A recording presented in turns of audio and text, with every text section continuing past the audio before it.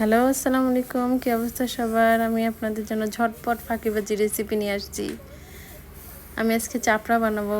প্রথমে পেঁয়াজ কুচি, কাঁচামরিচ, রসুন কুচি, লবণ দিয়ে চটকিয়ে নিলাম। এখন 250 গ্রামের মতন আটা দিয়ে মাখিয়ে নিব। অল্প সময়ে কোনো ঝামেলা ছাড়াই তৈরি হয়ে যায়। খেতেও কিন্তু বেশ দারুণ লাগে।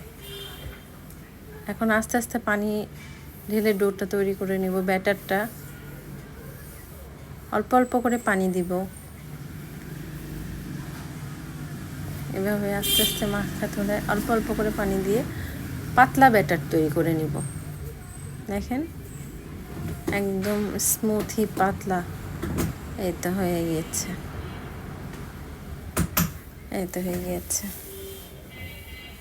এখন চুলায় একটা প্যান দিয়ে সামান্য একটু তেল দিয়ে দিব, সয়াবিন তেল। আপনারা বাটার কিংবা ঘি দিয়েও করতে পারেন।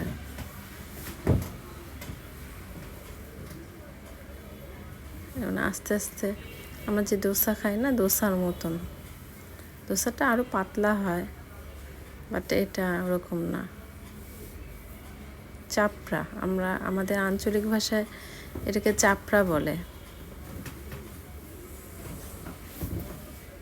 আস্তে আস্তে এটা আমি এপিট ওপিট করে দিব। এপিট হয়ে গিয়েছে, আবার হালকা আর একটু তেল দিয়ে দিলাম, এটা ঢেকে দিলাম। এই তো প্রায় আস্তে আস্তে উঠিয়ে নিব।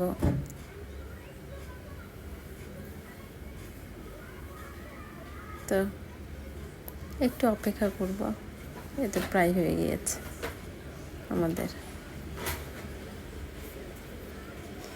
খুব অল্প সময়ে করা যায় এটা। কোনো কিছু করতে মন চাচ্ছে না কিংবা ঝটপট একটা নাস্তা চাই, তখন এটা বেস্ট হবে। খেতেও মজা লাগে, সময়ও কম লাগে। একটা আমি তেল ছাড়া করে দেখাচ্ছি। এটা তেল ছাড়া, দেখেন তেল ছাড়াও কিন্তু চমৎকার লাগে।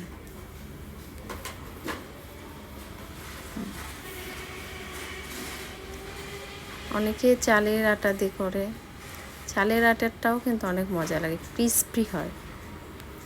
আমি আজকে আটা দিয়ে করে দেখিয়েছি আপনাদের। আপনারা পারলে চালের গুঁড়া দিয়ে করবেন, চালের গুঁড়াতে আরও মজা লাগে। আর সাথে যদি চা থাকে তাহলে তো কথাই নাই। একটু লাল চা তৈরি করে নিয়েছি। পরোটা দিয়ে চা কিন্তু অনেক মজা লাগে। আমি আজকে চাপড়া আর চা,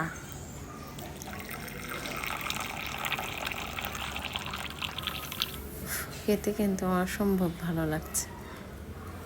আপনারাও ট্রাই করেন, ভালো লাগবে ইনশাল্লাহ। এই তো পাশে থাকবেন, দোয়া রাখবেন, সাবস্ক্রাইব করবেন, লাইক শেয়ার কমেন্টস করবেন। Thank you for watching. আল্লাহ হাফেজ।